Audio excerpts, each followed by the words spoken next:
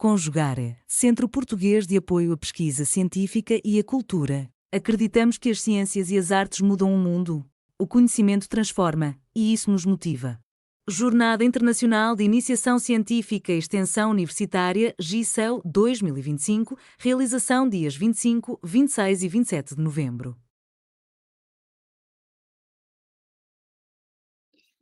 Bom dia, boa tarde, boa noite a todos. O meu nome é Anaís. Eu vou estar apresentando para vocês a pesquisa intitulada Ética da Afetividade e uma Educação Inclusiva, a afetividade como princípio humanizador da moralidade, que foi feita em parceria com a Jéssica Ira Jatobá Santos e foi orientada, por Alonso Bezerra de Carvalho.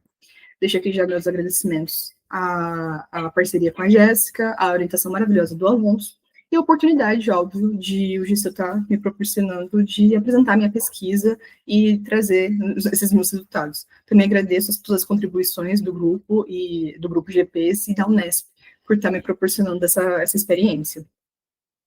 Então, primeiro, vamos estar levando em consideração que, historicamente, afetividade e moralidade, elas fazem parte de campos distintos, né?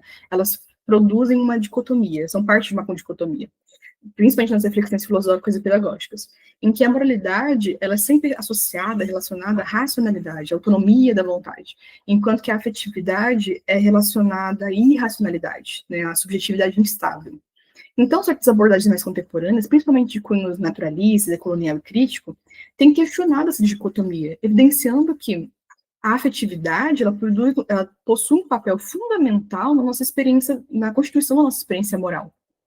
Então, nesse trabalho, a gente vai propor compreender a afetividade como um componente ético-relacional que estrutura nossas formas de reconhecimento do outro, fundamenta a possibilidade de convivência, né? Justamente por causa que a afetividade é base de vínculos de empatia, de sensibilidade, de respeito, de relações de autoridade. Enquanto que a moralidade aqui é a capacidade de compartilhar parâmetros de comportamentos comuns, determinados em consenso, e podem ser estabelecidos em dinâmicas de grupos, inclusive ideologicamente, e que geralmente é relacionada, né, os parâmetros principais são a racionalidade, ela é construída a partir dessa ideia de moralidade. Então, a gente aqui compreende que há uma desvalorização da afetividade, né, nessas constituições morais, e que justamente essa desvalorização pode ser o motivo, talvez a causa principal para fundamentar, para manter, para produzir uma manutenção de relações de poder, de violência, de opressão, que inclusive estão presentes dentro de espaços de educação, né, espaços de aprendizagem, enfim. Então, o objetivo dessa nossa pesquisa é articular a afetividade e a moralidade como dimensões inseparáveis da experiência ética e educativa, visando compreender como as práticas de dominação, tanto com humanos quanto animais não humanos, são sustentados por mecanismos que geralmente fragilizam ou instrumentalizam o afeto, né? Então, esse é o nosso objetivo. A gente vai estar utilizando o referencial teórico a Rita Segato, com a pedagogia da prioridade e a compreensão do projeto histórico de humanidade, Melanie Joy, com o conceito de carnismo e a seletividade da empatia, Franz Duval e os resultados das suas pesquisas etnológicas, né, sobre o comportamento animal humano e não humano, o Paulo Freire, com a ética da pedagogia, a ética pedagógica e a possibilidade de superação das hierarquias morais, e a Jéssica Santos, com o antropocentrismo e a lógica de dominação especista. Então, a nossa metodologia, né, nossa pesquisa é claramente um levantamento teórico bibliográfico com enfoque no crítico interpretativo, que vai utilizar ali muito do pensamento decolonial e da pedagogia crítica. A gente separou o nosso procedimento metodológico em 3 partes, sendo a primeira a seleção criteriosa de obras e autores relevantes que abordassem a constituição da moralidade a partir dos processos afetivos. Aqui a gente deu prioridade principalmente a obras que questionavam os paradigmas racionalistas e antropocêntricos na construção da moralidade. Já a segunda etapa, a gente sistematizou e analisou criticamente os conceitos centrais, né, de cada dos autores que a gente selecionou, né, para poder justamente compreender como suas teorias explicavam a relação entre o vínculo afetivo, o reconhecimento do outro e a constituição de valores morais.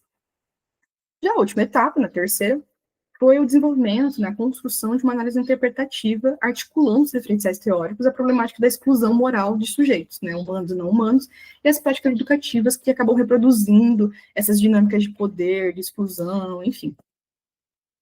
Então, vamos para a parte dos resultados. Primeiro de tudo, a gente iniciou a pesquisa com a Rita Segato e os projetos históricos de humanidade, para dar uma base, para entender, a gente ter um fundamento histórico-social. Então, a Rita Segato, né, ela compreende que existem dois tipos de projetos de humanidade. Um baseado na existência comunitária e conectada, e a outra baseada na cosificação e racionalismo instrumental. Então, a primeira, ela geralmente é uma forma de existência mais comunitária, marcada por comunidades tradicionais, e que entendem o sentido da vida a partir da ideia da vincularidade. Então, é da relação, do respeito, da alteridade, da empatia com os membros dessas comunidades tradicionais, mas também conectada, né, e respeitosa com a natureza e com os outros animais, buscando ter buscando ter relações equilibradas, horizontais, com outras formas de vida que não só os seres humanos. Enquanto que a segunda forma, no segundo projeto, é muito característico da sociedade capitalista, que vê no sentido da vida o possuir, né, a coisificação. Então, aqui a gente não tem a valorização das relações, da empatia, do respeito, da alteridade. A valorização aqui é em possuir. E como possuir coisas acabam te dando certos poderes políticos, né? A gente acaba colocando em hierarquias, em partes superiores de hierarquia. Acaba produzindo um prazer narcísico que não tem muito sentido fora, né, dessas sociedades capitalistas. Então, a partir dessa base histórico-político, né, a gente vai entender como que a Melanie Joy entra, porque a gente começou a compreender que certos tipos de relações são fundamentais em alguns conceitos a partir da Melanie Joy. Ela vai trazer aqui o carlismo, né, essa ideologia que marca a nossa percepção de certos comportamentos, condicionando a gente a comer certos animais, certos não, a partir dessa naturalização da violência. Também a gente vai falar aqui. Há uma ciência de que tanto a criação quanto o abate de certos animais que são característicos da alimentação não pode se definir de outra forma que não cruel. Existe essa ciência. Só que a gente tem meio que uma dissonância. A gente produziu certos conceitos, certas dinâmicas para poder naturalizar essa violência. Então, é o que ela coloca como natural, normal e necessário. É natural porque somos animais que comemos carne, então é natural a gente comer certos tipos de animais. É normal porque sempre fizemos isso. Comemos carne desde que o mundo é mundo. E é necessário por uma questão tanto psicológica, de dominação, de sentimento de controle, quanto uma questão nutricional, né, que se defende a ideia de que os nutrientes presentes numa carne animal não podem ser substituídos por outros alimentos alternativos, né, são só ali que tem. Então, essa naturalização, ela vem justamente disso, é necessário, é normal, a gente tem que comer. Mas não só isso, também por uma questão de que é apresentado conceitualmente para a gente não como uma vaca morta, é carne bovina, é um bife, é uma picanha. Isso aqui não é um frango morto, é um sassami, é peito de frango, enfim. Se naturaliza essas questões, justamente porque ali a gente não tem o animal vivo, a gente não relaciona o animal vivo àquele alimento que a gente está comendo. Mas não só isso. A Melanie Joy vai perceber que essa naturalização da violência produz uma moralidade seletiva, enquanto alguns animais são considerados carne, gado, considerado animal de corte, enquanto que outros eles são dignos do nosso cuidado, do nosso afeto. Então, bois, vacas, né, animais bovinos, animais suínos, alguns tipos de ave, que são comuns para a sociedade ocidental se alimentar, né, matar e comer, esses são naturalizados à violência, está tudo bem. Enquanto que animais como pets, né, gatos, cachorros, aves, se alguém come, se alguém que sequer machuca eles, é colocado as coisas, compreendido como um ato cruel, do pior tipo possível, enfim, há essa moralidade seletiva. E que a gente começou a perceber que essa moralidade seletiva, ela não está presente somente nas relações entre humanos e não humanos. Então, a partir do antropocentrismo, né, de algumas pesquisas da Jessica Santos, a gente percebeu que essa exclusão dos animais, ela às vezes é motivada por serem seres, não serem seres sencientes. Então, eles não pensam, eles não têm racionalidade, eles não sentem dor, não sentem alegria, não sentem tristeza, não sentem nada. Eles são simplesmente máquinas, movidas pelo instinto.